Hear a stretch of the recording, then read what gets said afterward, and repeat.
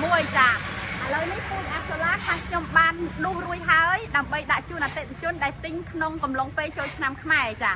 ហើយមូលហេតុបានជាខ្ញុំពជាដល់ថ្ងៃនេះដោយសារតាឡានវិរៈបុណ្យធម្មមានត្រឹមតែ2តែប៉ុណ្ណោះរត់2ម្សិលមិញចាអញ្ចឹងនៅពេលដែលយើងដាក់ចកទៅច្រើនហានិភ័យនៃការខូចគឺខ្ពស់ខ្លាំងអញ្ចឹងអ្នកលក់សម្រាប់ចិត្តដាក់ជូនបងប្អូនទាំងអស់គ្នានៅថ្ងៃទី21នេះអធិស្ឋានផងសម្រាប់ការយឺតយ៉ាវក្នុងការផ្ញើដោយសារតែខ្វះខាតឡានក្នុងការដឹកចាអញ្ចឹងថ្ងៃនេះគឺវិរៈបុណ្យធម្មមានឡានចំនួន6រត់ឡើងវិញហើយដែលយើងសង្ឃឹមថាអីវ៉ាន់នឹងខាប់ទៅដល់បងប្អូនទាំងអស់គ្នាដោយបងបានដឹងហើយថាពូជអាសូឡាគឺជាប្រភេទរុក្ខជាតិដែលងាយក្នុងការរលួយក្នុងរដូវក្តៅនេះចាអញ្ចឹងពូជចកដែលខាងខ្ញុំដាក់ជូនពុកម៉ែបងប្អូនគឺសភាពចកល្អបែបនេះណាបងប្អូនមិនមែនផ្ញើចកខូចជូនបងប្អូនទេគឺផ្ញើចកភៀវល្អបែបនេះប៉ុន្តែបើសិនជាបងប្អូនយកទៅ